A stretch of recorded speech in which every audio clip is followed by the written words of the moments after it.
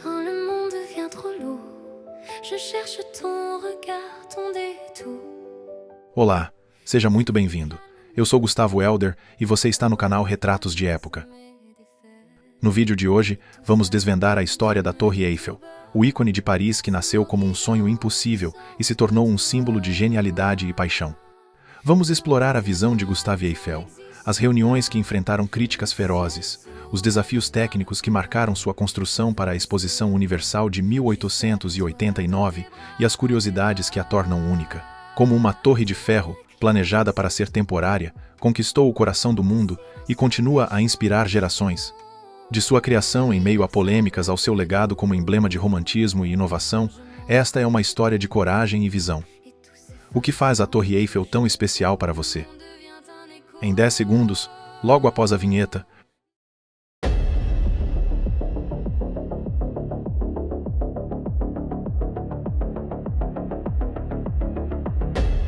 Retratos de Época. Si tu savais comme je pense à toi, dans le silence après la joie. contexto histórico. Chaque étoile est Paris no apogeu do século XIX. sur le ciel. Do século XIX, Paris era o coração pulsante da Europa.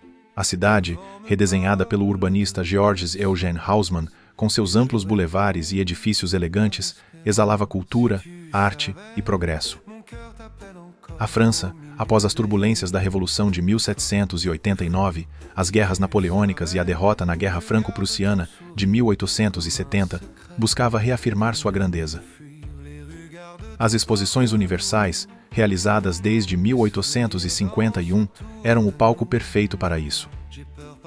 Esses eventos, verdadeiras Olimpíadas da inovação, reuniam nações para exibir suas conquistas em ciência, tecnologia e cultura. A Exposição Universal de 1889, planejada para celebrar o centenário da Revolução Francesa, prometia ser a mais grandiosa. Paris precisava de um marco que chocasse o mundo, que simbolizasse não apenas seu passado revolucionário, mas sua liderança no futuro. Foi nesse cenário de ambição e otimismo que a ideia de uma torre colossal começou a tomar forma, desafiando as convenções de uma era. A sociedade parisiense vivia um momento de transformação.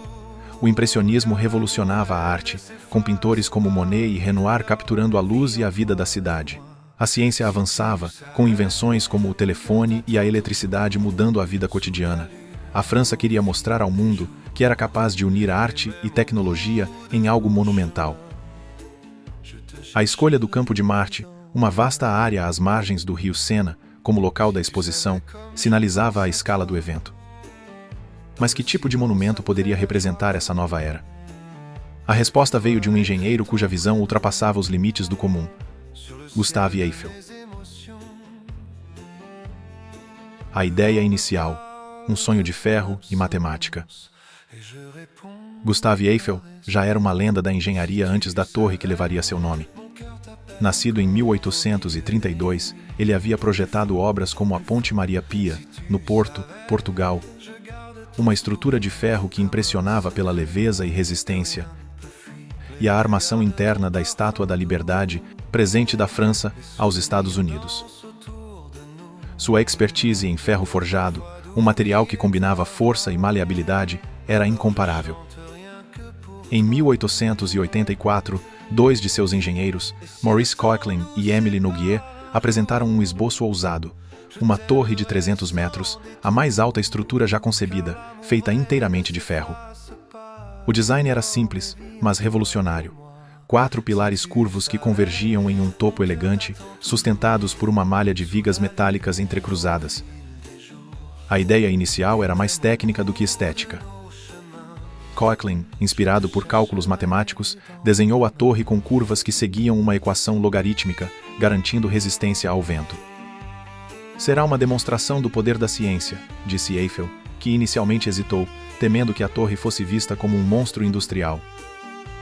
Mas logo ele enxergou o potencial. A torre não seria apenas uma estrutura, mas um símbolo do progresso humano. Ele imaginou um monumento que combinasse funcionalidade com uma beleza própria, derivada de sua precisão matemática. A torre, planejada para ser temporária, com desmontagem prevista após 20 anos, deveria marcar a exposição de 1889 com algo inesquecível. Eiffel trabalhou com sua equipe para refinar o projeto. O arquiteto Stephen Salvestre adicionou elementos decorativos, como o arco na base e a antena no topo, para suavizar a aparência industrial. O resultado era uma estrutura de 324 metros, incluindo a antena, composta por 18.038 peças de ferro e 2.500.000 rebites. Cada peça seria fabricada com precisão milimétrica, um feito nunca antes tentado em tal escala. A visão estava clara, mas convencer Paris seria outra batalha. As reuniões e o concurso, uma luta contra o ceticismo. Em 1886, o governo francês lançou um concurso para selecionar o grande destaque da Exposição Universal de 1889. O objetivo era criar um monumento que simbolizasse a modernidade e atraísse milhões de visitantes. Mais de 700 propostas foram submetidas, desde arcos triunfais a fontes monumentais. A equipe de Eiffel apresentou um projeto detalhado, com desenhos técnicos e cálculos que demonstravam a viabilidade da torre. A estrutura, com sua base de 125 metros de largura e topo afilado, era ao mesmo tempo robusta e elegante, projetada para resistir a ventos de até 100 km por hora. No entanto, a proposta enfrentou uma onda de resistência. Paris, com sua herança de catedrais góticas como Notre-Dame e palácios como o Louvre, não estava preparada para um gigante de ferro. Em fevereiro de 1887, um grupo de 300 intelectuais, incluindo o escritor Guy de Maupassant, o compositor Charles Gounod e o arquiteto Charles Garnier, publicou uma carta aberta no jornal Le Temps. Eles chamaram a torre de um esqueleto disforme, um candelabro trágico, e também uma chaminé de fábrica que desfiguraria Paris. A carta, conhecida como o Protesto dos Artistas, refletia o medo de que a torre destruísse a harmonia estética da cidade. Eiffel respondeu com paixão e lógica.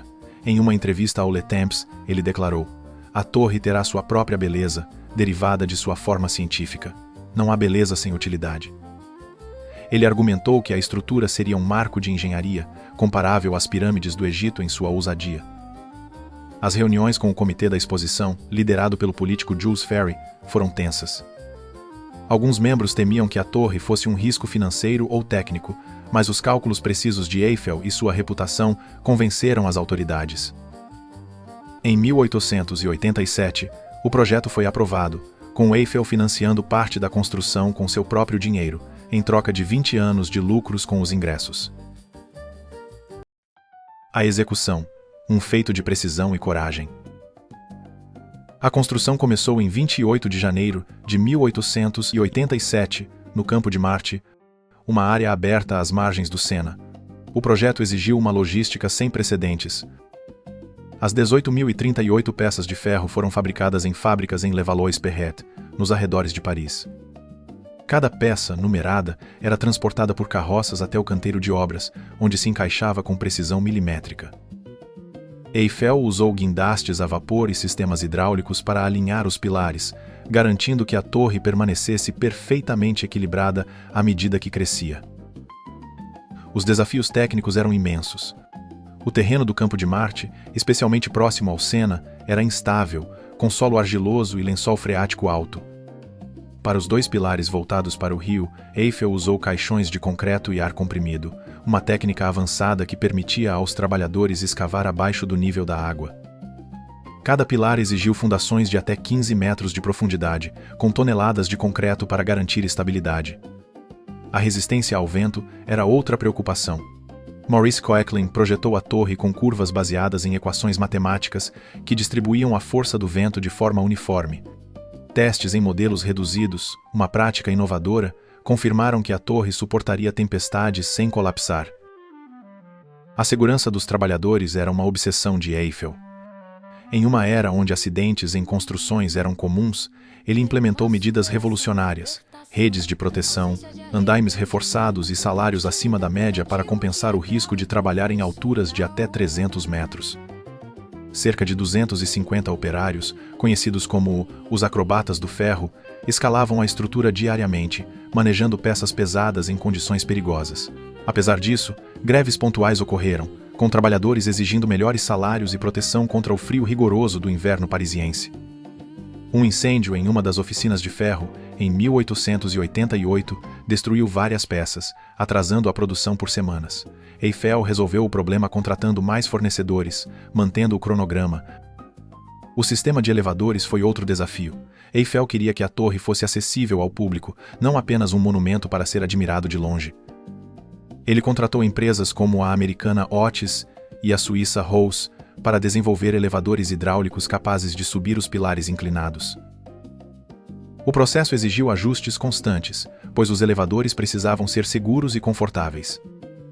Quando a torre foi concluída, em 31 de março de 1889, Eiffel subiu os 1.710 degraus até o topo, onde hasteou a bandeira francesa, celebrando o fim da obra.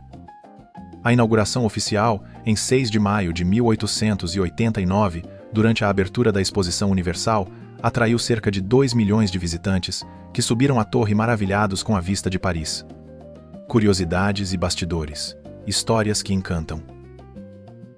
A Torre Eiffel é um baú de histórias fascinantes. No topo, Eiffel construiu um apartamento privativo, um espaço pequeno com móveis de madeira e papel de parede, onde recebia convidados como Thomas Edison, que lhe ofereceu um fonógrafo em 1889. Esse apartamento, hoje aberto ao público, é uma cápsula do tempo. Outra curiosidade é que a torre foi planejada para ser desmontada em 1909, mas sua utilidade científica a salvou. Eiffel instalou uma estação meteorológica no topo, e em 1909, uma antena de rádio transformou a torre em um centro de comunicações, garantindo sua permanência. Durante a Primeira Guerra Mundial, a torre desempenhou um papel crucial. Sua antena interceptou mensagens alemãs, incluindo uma transmissão que revelou planos de um ataque a Paris em 1914, permitindo que os aliados se preparassem. Em 1925, o golpista Victor Lustig aproveitou a fama da torre para uma fraude ousada. Ele vendeu a estrutura como sucata, convencendo investidores de que ela seria desmontada. O golpe foi tão bem executado que Lustig repetiu a façanha semanas depois. Em 1912, o alfaiate Franz Reichelt tentou testar um paraquedas de sua invenção, pulando do primeiro andar da torre, mas o tecido não abriu, resultando em uma tragédia que chocou Paris. A torre também tem suas peculiaridades físicas. O ferro se expande no calor, fazendo-a crescer até 15 centímetros no verão. Sua pintura, renovada a cada 7 anos, consome 60 toneladas de tinta. Ao longo do tempo, a torre passou por cores como vermelho, amarelo e o bronze atual, refletindo as tendências estéticas de cada era. Durante a exposição de 1889, a torre abrigou um laboratório onde cientistas como o padre Theodor Wolff mediram a radiação cósmica, contribuindo para avanços na física. Genialidades e contratempos. A genialidade da Torre Eiffel está em sua simplicidade e precisão. O uso de ferro forjado permitiu uma estrutura leve, com apenas 7.300 toneladas, mas capaz de suportar ventos fortes. As curvas matemáticas de Koechlin garantiram estabilidade, enquanto o sistema de elevadores, uma novidade para a época, tornou a torre acessível a milhões.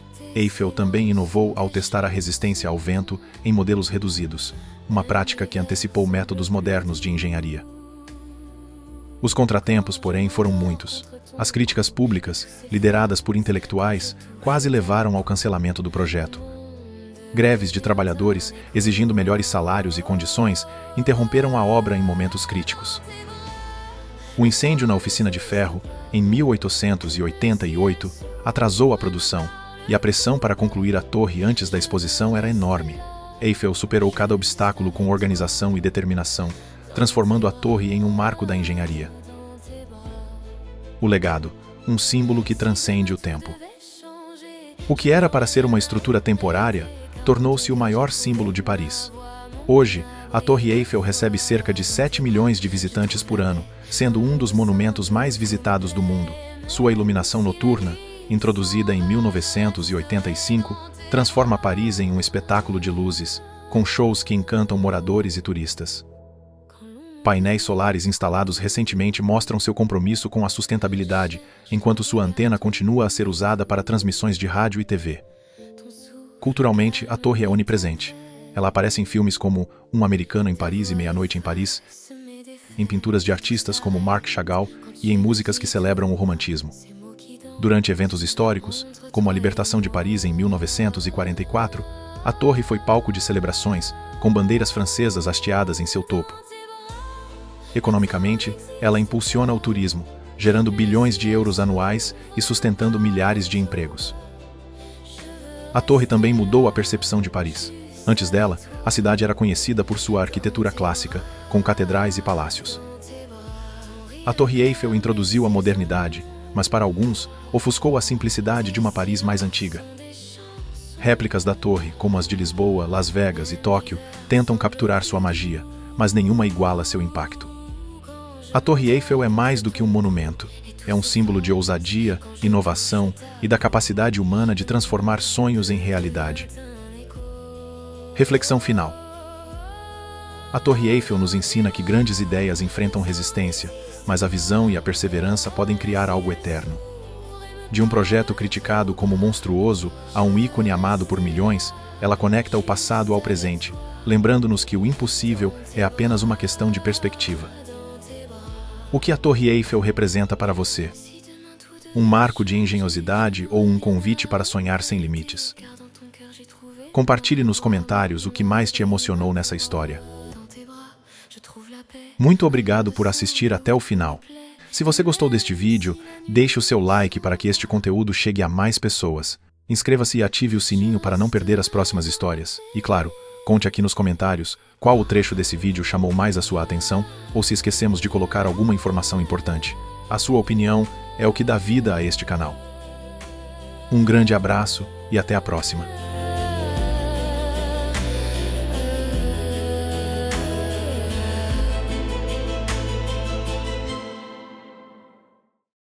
Retratos de época.